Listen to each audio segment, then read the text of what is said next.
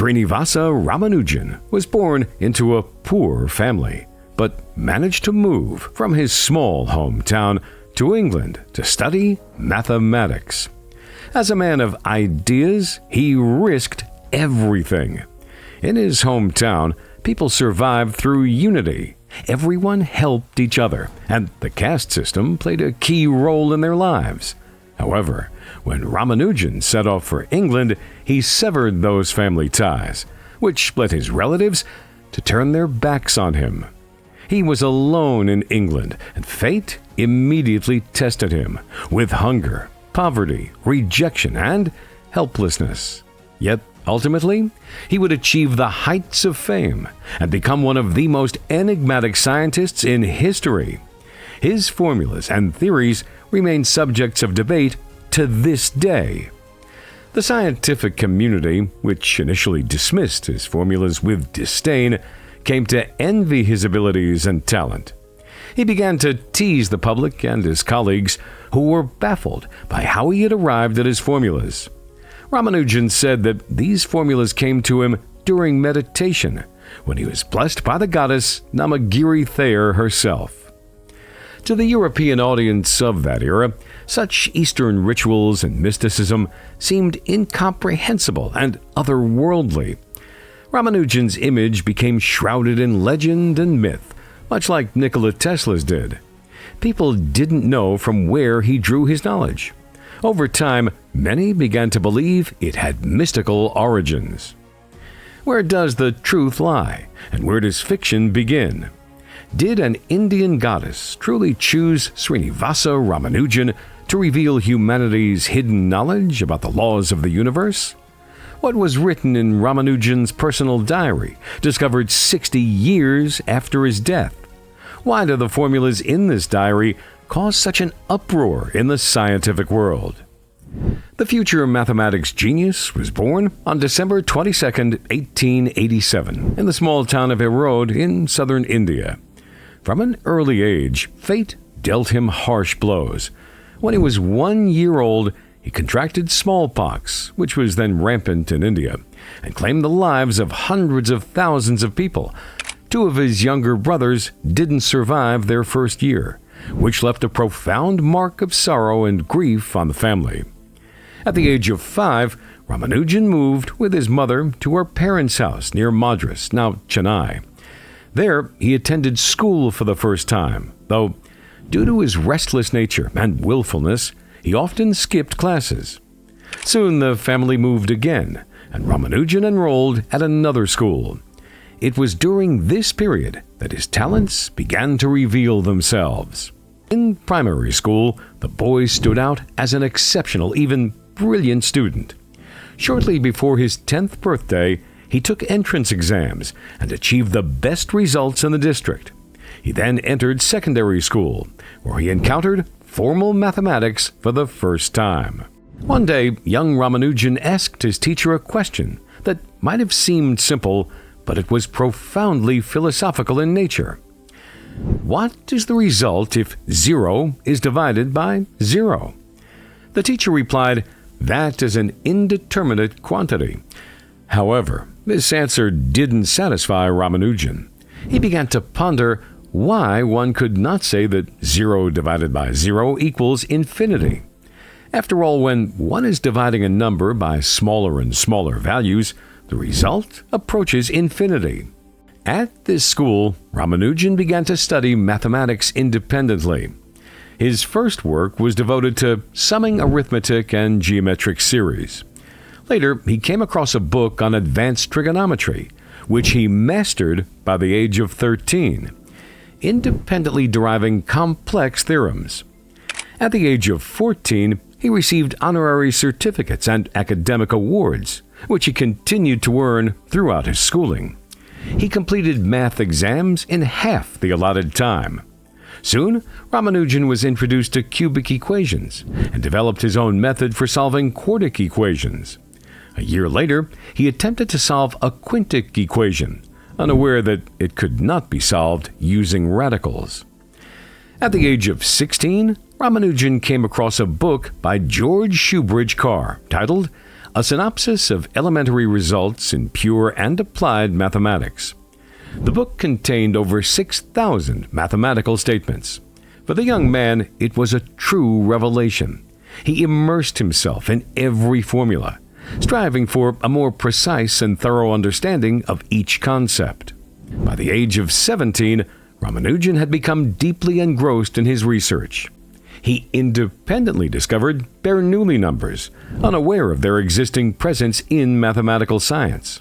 He also calculated Euler-Mascheroni's constant to 15 decimal places. His peers admitted that they rarely understood him and regarded him with reverence. Ramanujan graduated from the Town Higher Secondary School in Kumbakonam. His intellectual brilliance drew public attention. The school principal could not hide his admiration for the young genius and awarded him a prestigious mathematics prize. In his speech, the principal emphasized that Ramanujan was an exceptional student whose knowledge and understanding of the subject far exceeded conventional standards. He even stated that he would have gladly assigned Ramanujan grades higher than the maximum, if it were possible. With such support and recognition, Ramanujan received a scholarship to study at the Government Arts College in Kumbakonam. His family and teachers had high hopes for him, expecting him to pursue a brilliant academic career. However, once he entered college, Ramanujan encountered a challenge: his all-encompassing love for mathematics. He was so absorbed in studying numbers, formulas, and theorems that everything else seemed insignificant. Lectures on other subjects passed by unnoticed by his inquisitive mind. Ramanujan's intense passion for mathematics and complete lack of interest in other subjects began to cause him trouble. During his academic term, he failed all his exams except mathematics and lost his scholarship. For a young man from a modest family, this was a devastating blow. Ramanujan made a bold and impulsive decision to run away from home. He traveled to Vishakhapatnam, hoping to find his calling or simply escape his failures. For about a month, he lived in Rajamundry, experiencing the full hardships of life without any support. Eventually, realizing that running away wouldn't solve any of his problems, Ramanujan returned home and enrolled at Pachaiyappa's College in Madras. There, he received another chance to continue his education. In his mathematics exam, he once again displayed his brilliance by solving only the problems that piqued his interest. His mathematical work amazed the professors, but his performance in other subjects was dismal. In December 1906, he failed the Bachelor of Arts degree exam. A year later, he tried again, but the result was the same. He was a mathematical genius, but his knowledge of other subjects was at a schoolboy's level. Having failed to earn the degree he desired, Ramanujan found himself at a crossroads. However, he refused to give up. Instead, he decided to dedicate himself entirely to mathematics. Without formal education, a job, or financial means, he lived in extreme poverty. He often went hungry, but this only seemed to fuel his curiosity. Ramanujan filled notebooks with his discoveries, formulas, and theorems, many of which were far ahead of their time. He studied hypergeometric series, explored connections between series and integrals, and worked on elliptic functions. His independent research and discoveries challenged existing notions in science. Ramanujan claimed that many of his insights came to him during meditation and prayer, as if God himself had revealed the secrets of the universe to him. An equation has no meaning for me unless it expresses a thought of God, the young genius once said. During this period, Ramanujan often had dreams in which his subconscious suggested solutions to the most complex elliptical integrals.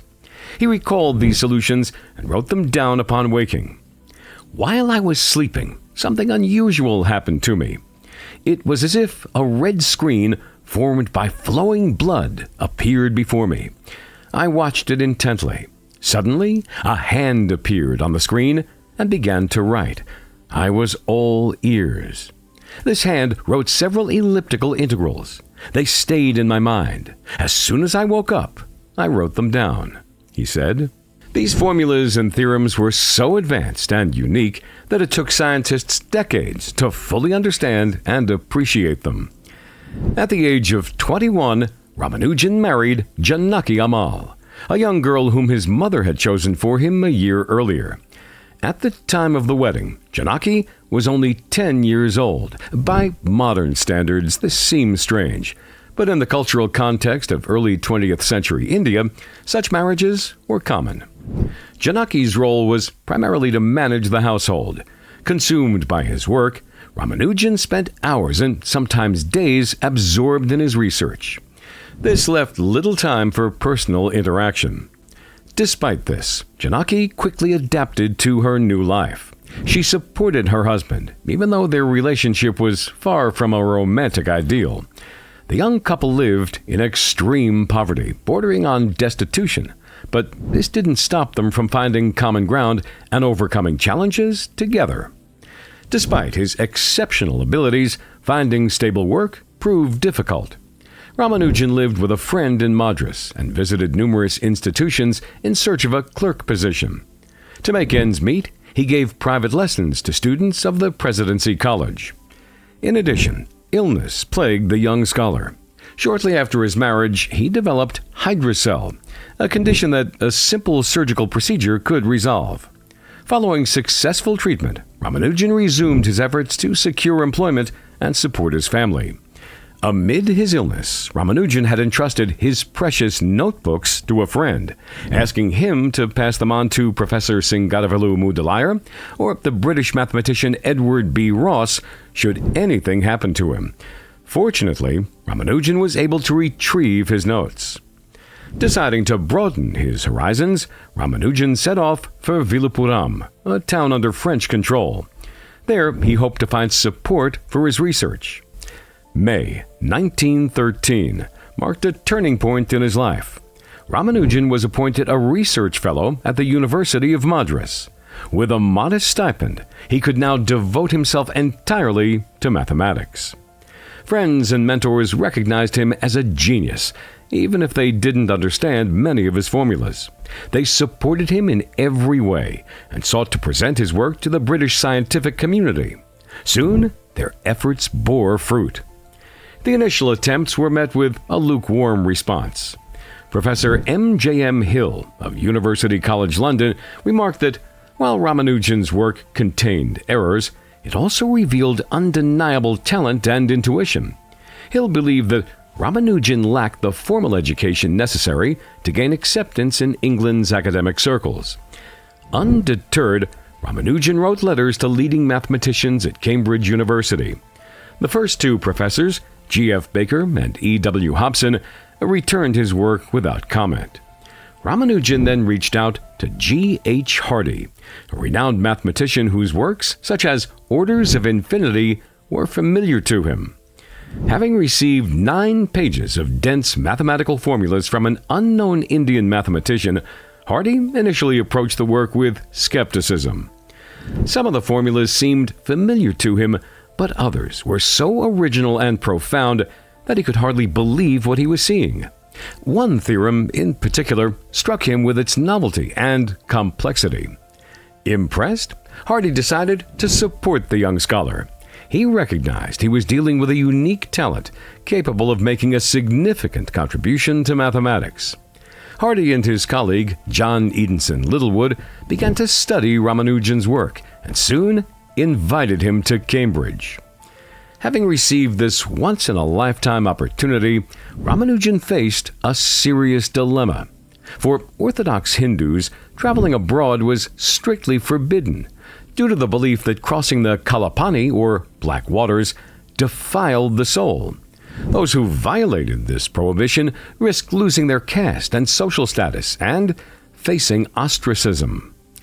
As a deeply religious man, Ramanujan struggled with whether to take this life-altering step. Seeking guidance, he prayed to his family deity, the goddess Amagiri Thayer. After spiritual contemplation, he felt that he'd received her blessing to undertake the journey. His young wife, Janaki, who was 15 years old at the time, hoped to accompany him. However, he deemed her too young for such a long journey and did not allow her to come along, a decision he later deeply regretted. Leaving behind his wife and mother, Ramanujan set out for Cambridge.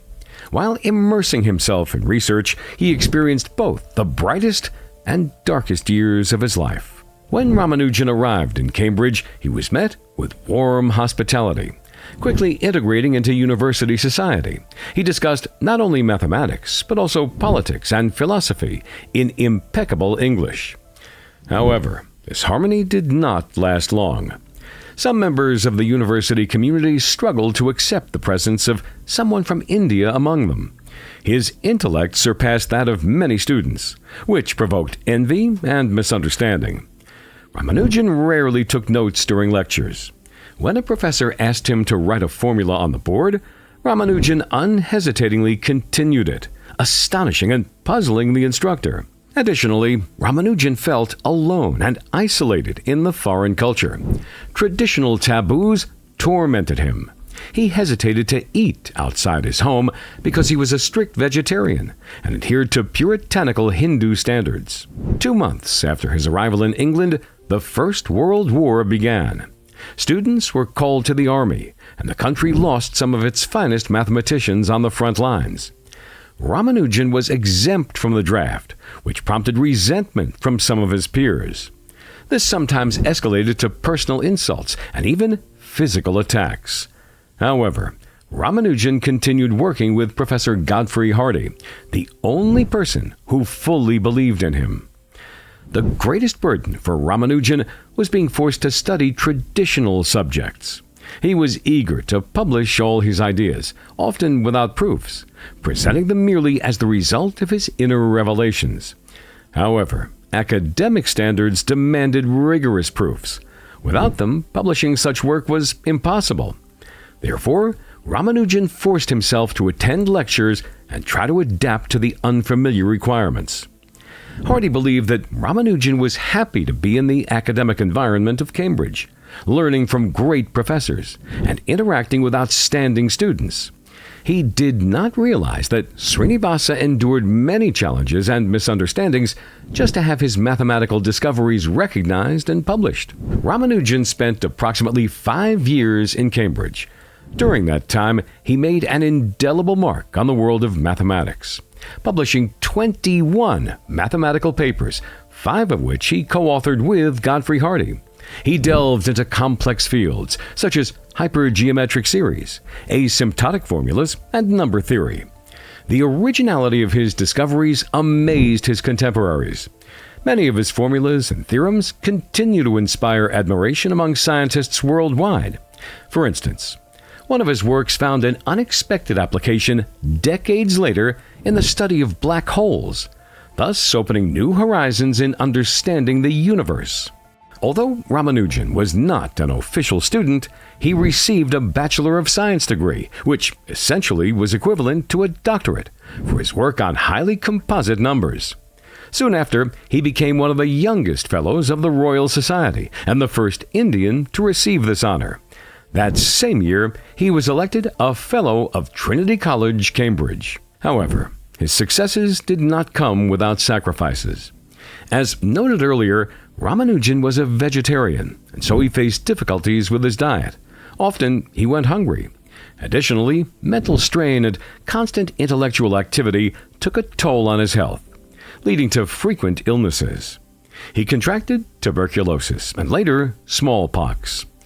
Although doctors treated him, the illnesses left lasting effects. England's cold and damp climate, coupled with relentless work and persistent stress, further weakened Ramanujan. In the spring of 1919, he made the challenging decision to return to India, as he hoped to regain his health in his homeland. Throughout this time, Ramanujan had been writing letters to his wife, Janaki, sharing his thoughts and dreams with her. He had no idea that most of these letters never reached her. His mother hid the letters from her daughter-in-law. She also hid news of her son's return to prevent Janaki from meeting him upon his arrival. Ramanujan's return to India marked a new but tragic chapter in his life. Despite being exhausted by illness and homesickness, he retained an unwavering spirit and hope for the future. Ramanujan dreamed of recovering and returning to scientific work. He promised his wife that he would buy her diamond earrings and that their days of poverty would be over. However, their hopes were not destined to come true. Relatives turned away from them due to the taboo against traveling abroad. They refused to provide any support, instead leaving the young couple on their own. With tenderness and devotion, Janaki cared for her husband, hoping that he would recover. Ramanujan felt guilty and confessed to his wife that if she had gone with him to England, things might have turned out differently. Deep down, he knew that the sands of his life were running out. Despite his deteriorating health, Ramanujan worked feverishly on his final mathematical theorems, never leaving his bed. Each new formula was not just a number or symbol, but also a fragment of infinity that he sought to understand. By his side, Janaki remained steadfast, continuing to believe in a miracle. But fate was relentless. On April 26, 1920, at just 32 years old, the brilliant mathematician passed away. His relatives, still unforgiving of his perceived betrayal of traditions, boycotted the funeral. The great scientist died of amoebiasis, an easily treatable disease that afflicted soldiers of the First World War. Ramanujan died because the symptoms of the disease closely resembled those of tuberculosis, which was resistant to treatment. Perhaps if the genius's illness had been correctly diagnosed, the world would not have lost him so soon. After her husband's death, Janaki never remarried. She adopted the son of a late friend and devoted her time and resources to educating underprivileged children, paying for their schooling and exams. In the town, the locals regarded her as a blessed woman. Many sought her help, knowing she would never turn them away. Ramanujan's story did not end with his death. His last scientific discoveries and formulas, written down just a year before his death, were left to gather dust in an old box in a remote corner of a library. They were scheduled to be burned in 2 days, along with other records. However, mathematician George Andrews discovered this notebook 56 years after Ramanujan's death, and the find became a true sensation. The notebook contained over 600 formulas written across 139 pages. All of these formulas lacked proofs. Subsequently, mathematicians proved all of them, confirming their correctness. Mathematician Bruce Berndt remarked, "The discovery of this manuscript caused about the same stir in the mathematical world as the discovery of Beethoven's 10th Symphony would in the musical world." These formulas were so far ahead of their time that many in the scientific community recalled Ramanujan's account of having received this knowledge from an Indian goddess during meditations. Now it sounded convincing. Yet, despite the temptation to believe that all Ramanujan's knowledge was the result of divine revelation, no one saw how diligently he worked day and night, despite hunger, rejection, and illness. Until his last breath, Ramanujan remained devoted to his craft, dedicating himself entirely to it.